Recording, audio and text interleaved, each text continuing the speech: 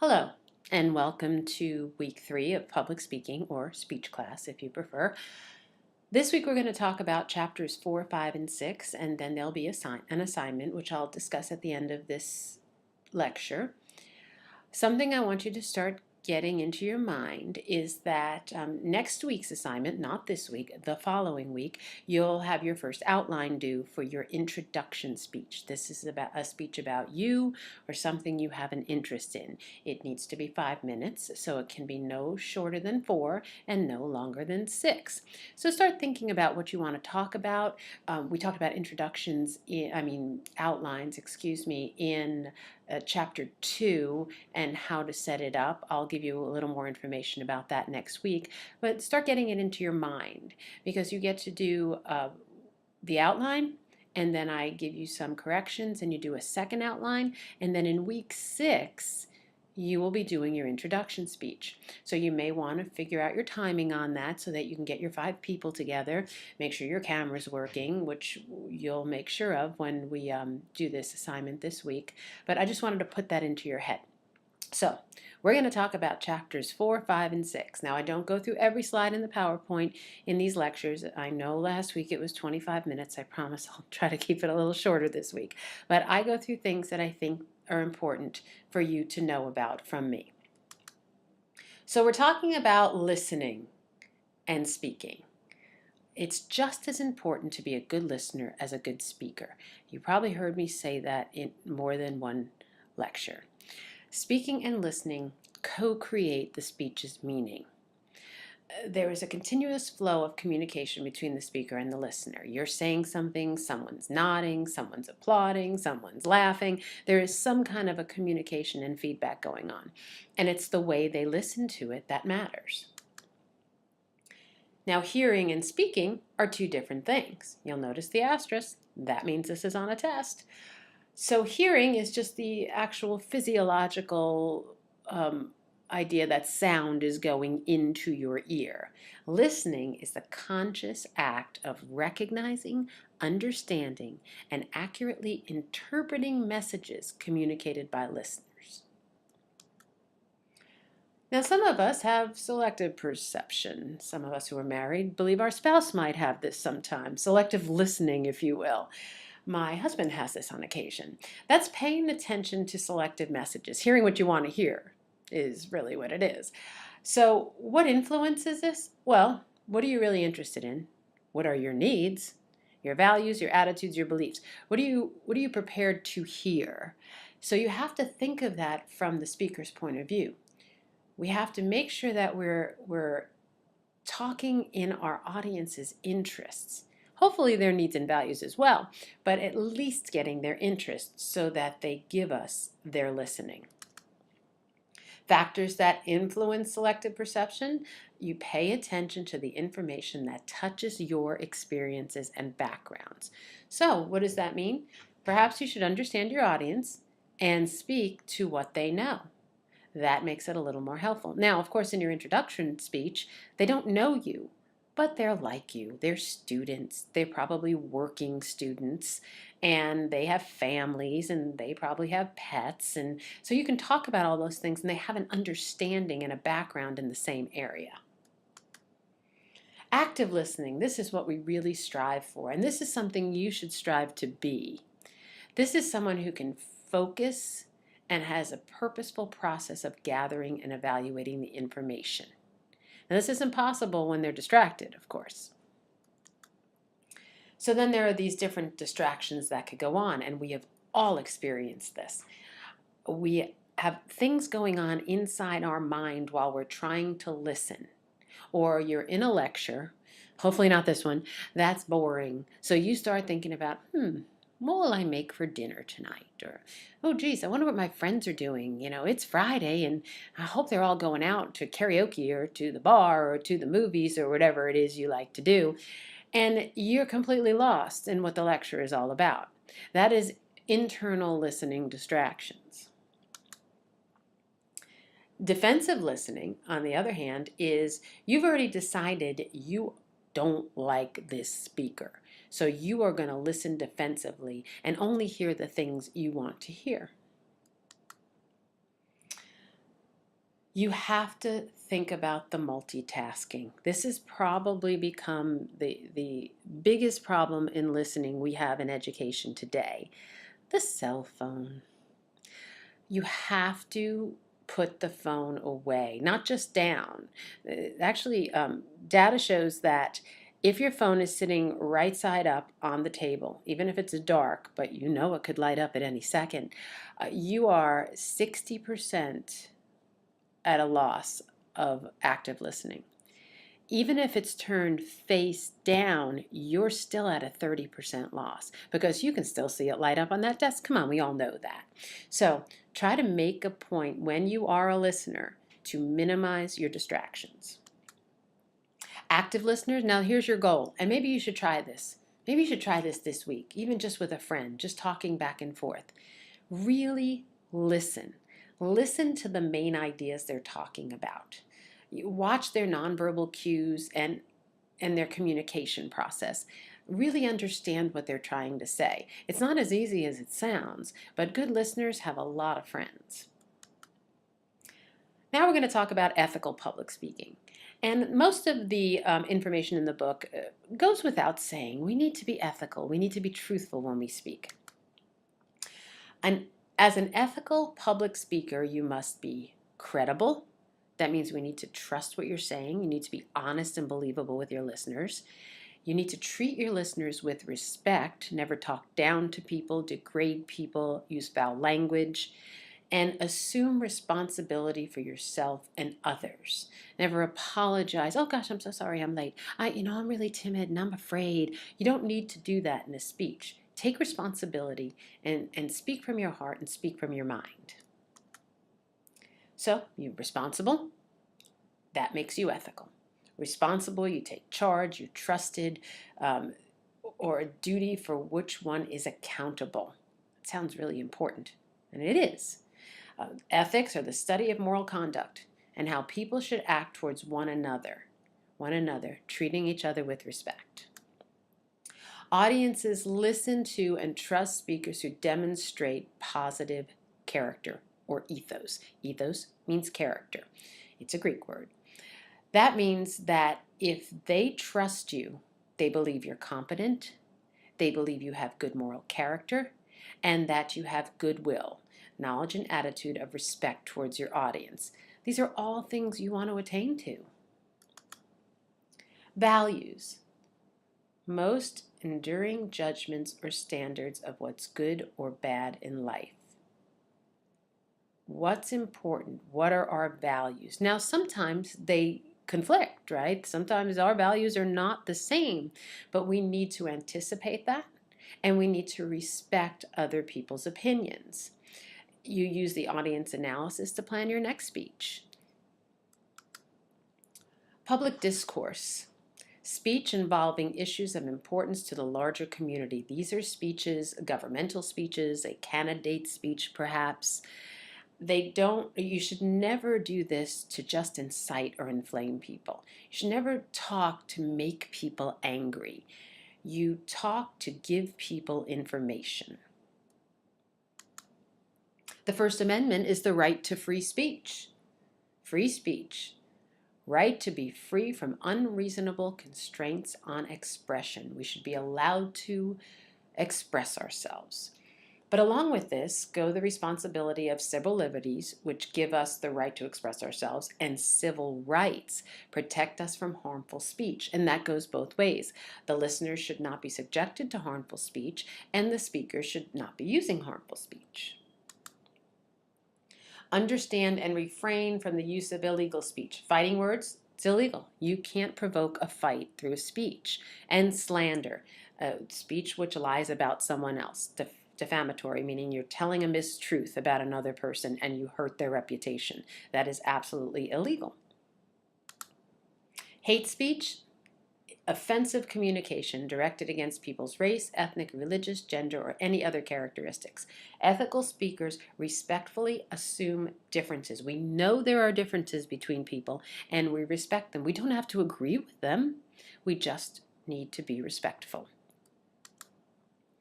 So, these are characteristics that are really important for you to follow when speaking.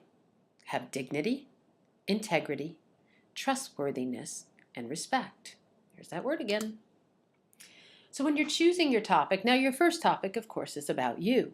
So, well, I don't know if you could be unethical about yourself. I mean, I guess you could lie about yourself and we wouldn't know it, but you still don't want to bring in any values that you have that would be disrespectful to others.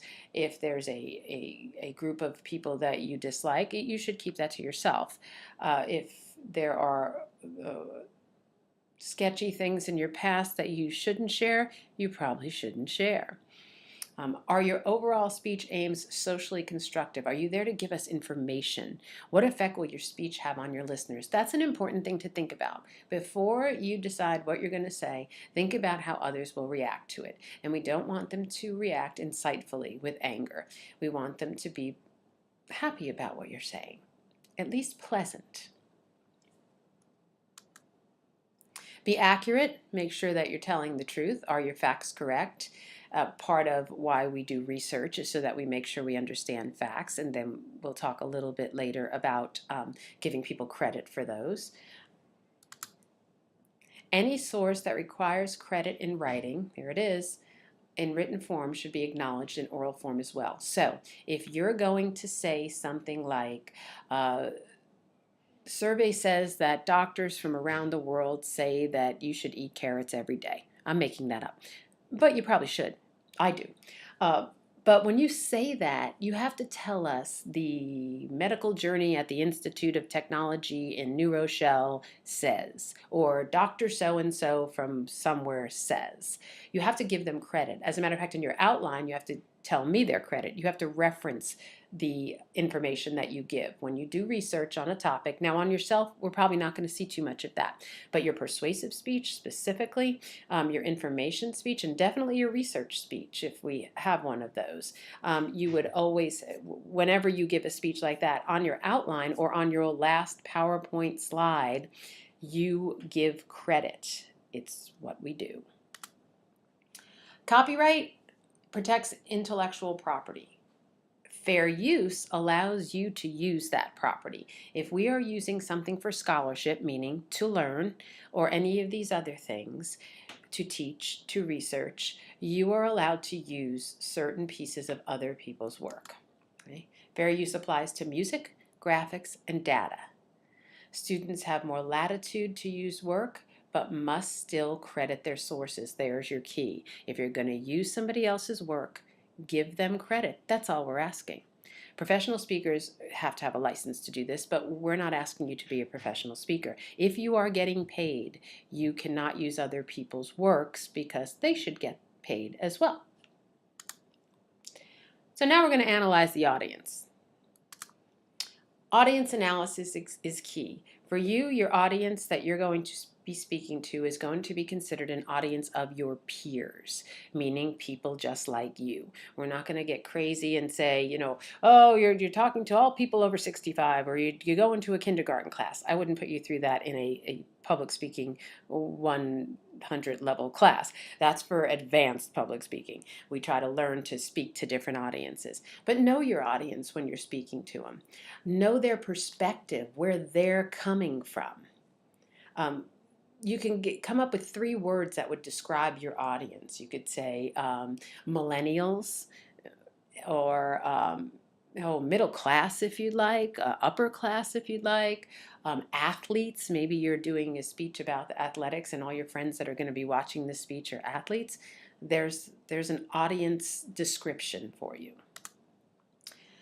So that you try to understand a little bit about the psychological views of your audience. People evaluate information in terms of their own rather than the speaker's point of view. And that's what the takeaway from this is, that you think about how your audience is going to perceive this information, not how you're going to say it. So think about what you're going to say and say, well, how's the audience going to think I'm saying that? And if it comes out negative to you, then you may want to change the way you're saying the information.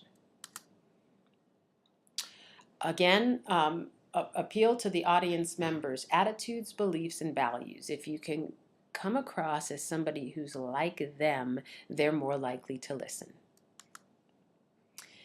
If the topic is new to the listeners, well, you have to start by relating the topic to things that are familiar to them. Now, this will come along further on in our speeches, but if you are talking about something, say mechanical, because I know nothing about how to fix a car, you want to relate it to something I understand. Well, fixing the car is like making chocolate chip cookies.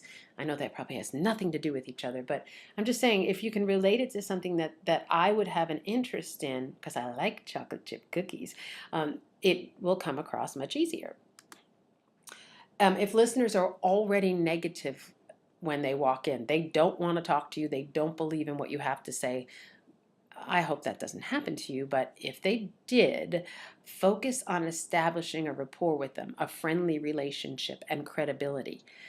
Begin with areas you can agree with. Hey, it's a beautiful day out there. Well, most likely if it's sunny and nice, they're going to say that. Or, oh my goodness, how about that rain? It's silly little things like that that puts everybody on the same playing field. Introduce your argument tactfully, have respect for their opinions, and have solid evidence on your side. Give good reasons why you're saying what you're saying. If listeners already hold positive attitudes towards your topic, which I hope your audience does, you want to stimulate them to feel even more strongly about what you're talking about. Tell them a really good story. Stories are always great. That's what public speaking really is. It's storytelling. You're trying to get a point across by telling a great story. Use vivid language, use visuals if you can. You just want to tell them a great story. Get them excited. Seek to establish mutual identification, what you have in common. Stress that you have mutual bonds. Use language like we and I and me and you. We is a big one. We, you know how we feel. You are the most important person in the room. Important language. Your target audiences. These are individuals with similar characteristics. So your target audience is most likely, you could be using parents here, but if your audience is your peers, it's students, college students between the ages of 18 and say 25, and that work part-time and go to school part-time. That's a very targeted audience. Then there's another set of students that are 18 to 25 and go to school full-time on an athletic scholarship. That's a different target audience. There are some similarities, but there are some differences. The audience segmentation is dividing that general audience into smaller groups like I just did. Always avoid using sexist language and any kind of gender stereotypes. Be respectful. So, that's our lecture. I think I came in under time today, under my 25 minutes. But here's your assignment for this week. There is a file on Blackboard, and it's called Random Photos. You can find it in the resources, and I will make sure it's in this week's Blackboard assignment area. So you're going to find a picture in this folder. There's a bunch of goofy pictures, and or you can pick a picture of your own that's kind of goofy, and you are going to answer these questions for me, okay? But you're going to do it on film. Now, when I mean film, I mean you can use your camera on your phone and you can point it at yourself. You do not have to have an audience for this one. We're just prepping. You can ignore where it says either email it to me or yourself or put it on a jump drive. That's not for you. That's for our live class. But what you're going to do is you're going to answer these questions using your phone. The directions are actually on Blackboard, the way you should do it. And you're going to show me a picture using your phone if you want to of the picture. You're going to videotape or film the picture and then film yourself answering these questions. Okay? Then you're going to upload that to YouTube and you're going to put the link onto Blackboard. This is to help you prepare for your first speech. I don't want when the first speech comes you don't know what to do. If you're confused or lost, just email me, but all you have to do is pull out your phone, put it on video, film the picture you're going to use, then film yourself answering these questions, and then upload it to YouTube, and then send me the link. Okay, have a great day.